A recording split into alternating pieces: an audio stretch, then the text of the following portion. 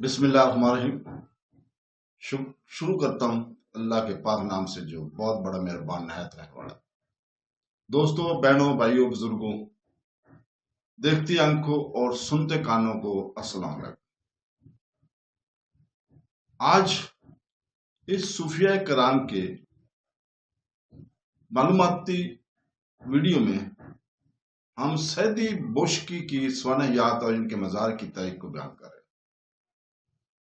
سیدی بوشکی، جسے ابراہیم ابن فیض الزواری کے نام سے بھی جانا جاتا ہے، موجودہ الجزائر کے علاقے قابلیہ سے تعلق رکھنے والے 15ویں صدی کے ایک مشہور مالکی، ماہر الہیات، فقہ اور اسلامی اسکالر تھے۔ 1394 میں سوما کے گاؤں میں پیدا ہوئے، جو کھچنا پہاڑی سلسلے کے اندر کرنل ڈیس بینی اچاکے کے علاقے میں واقع ہے، جو دجورا پہاڑوں کا ایک توسیعی حصہ ہے۔ اس کی پرورش ایک غیر روحانی اور علمی ماحول میں ہوئی۔ ان کی پرورش الجزائر کے اسلامی روایت پر مبنی تھی، جس میں اعلیٰ اخلاقی اقتدار، فقہ اور اسلام کی تعلیمات کے لیے لگن پر زور دیا گیا تھا۔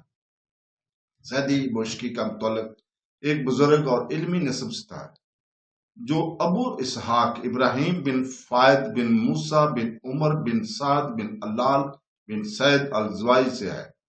ان کا خان ان کے تقوی، علمی اور اسلامی عقیدے کی خدمت کے لیے قابل احترام سمجھا جاتا تھا، جس نے ایک مذہبی رہنما اور استاد کے طور پر ان کے اپنے راستے کی بہت متاثر کیا۔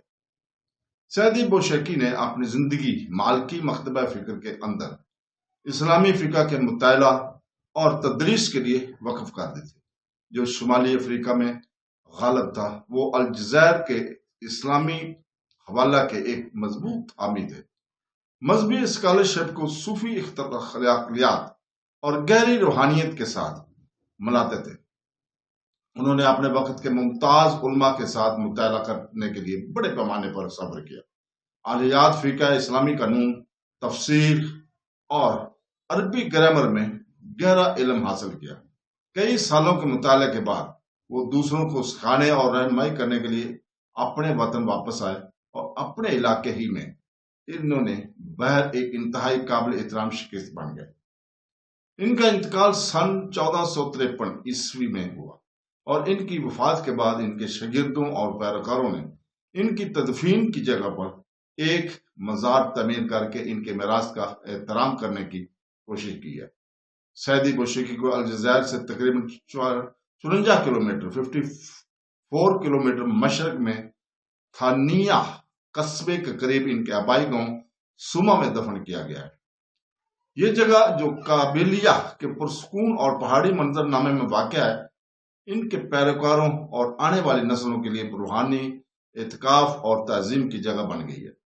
مزار کی تعمیر کا کام ابتدائی طور پر ان کے قریبی شاگردوں اور مقامی کمیونٹی کے ارکان نے شروع کیا تھا، جو ان کی تعلیمات سے متاثر ہوئے اور ان کی یاد کو محفوظ رکھنے کے لیے وقف ہوئے۔